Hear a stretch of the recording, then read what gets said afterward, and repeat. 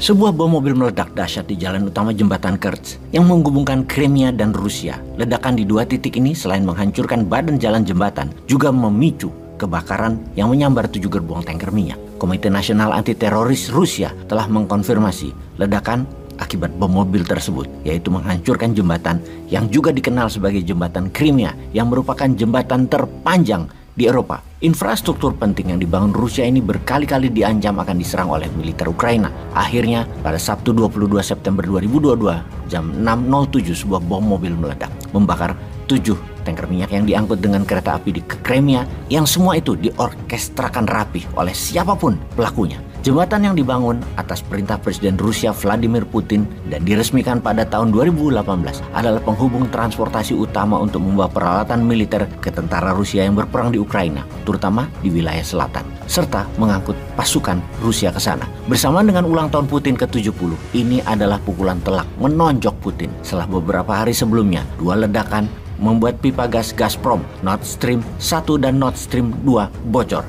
Kedua serangan bom sudah dipastikan dirancang dengan canggih, tepat, dan sukses. Keduanya memukul telak Rusia, yang bagi pengamat militer pertanyaan selanjutnya adalah apakah Putin akan memencet tombol nuklirnya? Kita akan menganalisa eskalasi perang Ukraina yang akankah membuat dunia di tahun 2023 menjadi lebih gelap dari ramalan pejabat. Kita awali dengan pidato Presiden Polandia Andrzej Duda yang mengatakan menyetujui Polandia sebagai tempat peluncuran rudal nuklir Amerika, di mana Amerika telah melakukan operasi intelijen besar-besaran tanpa terbaca oleh pengamat militer manapun, yaitu telah berhasil menempatkan senjata serang nuklirnya di Polandia. Jumlahnya belum diketahui, juga kemampuan jelajahnya dan daya rusaknya belum diketahui yang mana yang dikirim. Namun hal ini membuat Rusia berang. Polandia yang berbatasan langsung dengan Belarusia, di mana kemudian Belarusia adalah sekutu terdekat Rusia, langsung menambah pasukan perbatasan dengan Polandia dalam waktu 4 hari setelahnya. Sebelum kita detailkan apa yang akan terjadi di Eropa, sebentar kita melihat ke utara Indonesia, di Pulau Hokkaido, jauh memang dari Indonesia. Minggu lalu 5 kali rudal jarak jauh Korea Utara meluncur di atas Jepang. Ini mengerikan. Bahkan Menteri Pertahanan Jepang diisukan akan mengundurkan diri karena malu. Bayangkan di Indonesia ada peluru kendali ditembak dari Malaysia ke Samudra Hindia. Jauhnya 2000 km mendarat di laut, tetapi melewati Palembang, melewati di atas Pulau Sumatera, baru ke Samudra Hindia. Di wilayah Jepang Hokkaido itu tahu-tahu ada rudal melintasi kepala mereka. Walau mendarat jauh 1000 km di Samudra Pasifik, tapi itu belum pernah dilakukan Korea Utara. Ini menantang banget Jepang dan Amerika. Walau peluru kendali itu tanpa hulu ledak nuklir, bisa dibayangkan kalau targetnya Tokyo dan ada hulu ledak nuklirnya. Nggak terbayangkan apa yang akan terjadi. Walau adanya peluru kendali kosong melintasi daratan Pulau Hokkaido, Menhan Jepang malunya bukan main dan diisukan akan mundur. Nggak tahu deh kalau gini-gini terjadi di Indonesia. Dah, jangan harap ada budaya malu, mundur. Nggak ada lah. Malah mungkin dikriminalisasi media yang menulisnya. Dan netizen yang menyebarkannya juga bisa dikriminalisasi. Walau nggak ada hubungan, tapi buktinya nggak ada yang berani ngelawan juga tuh hal-hal kayak gitu. Oke, kita lanjut. Kita gabungkan ceritanya sekarang. Sekutu Rusia, Korea Utara main di sisi Asia Timur, kemudian Tiongkok main dengan Taiwan di sisi Laut Cina Selatan. Lalu Rusia main di Eropa Timur. Intinya, sekutu dan Amerika menghadapi, dunia saat ini sedang tidak baik-baik saja. Itu kesimpulan kita.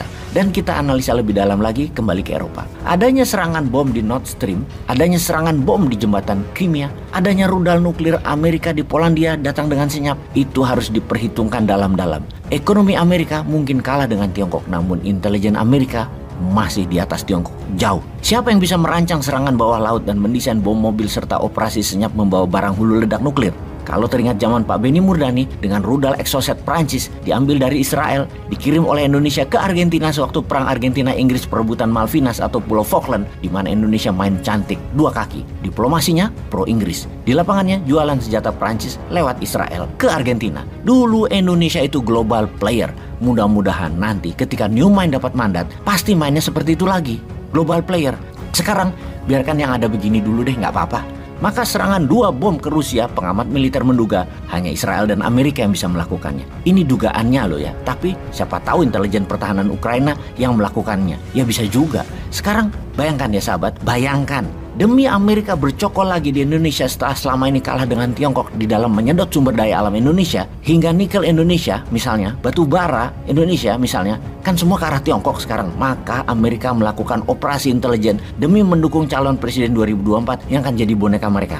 Salah, bukan boneka Amerika, tetapi American Boy lah, biar keren namanya. Mereka tahu tiap hari Indonesia itu impor minyak 800.000 barel per hari, di mana cadangan minyak Indonesia semestinya ya secara nasional itu 3-6 bulan. Namun sekarang jauh di bawah itu cadangannya, mungkin nggak ada seminggu.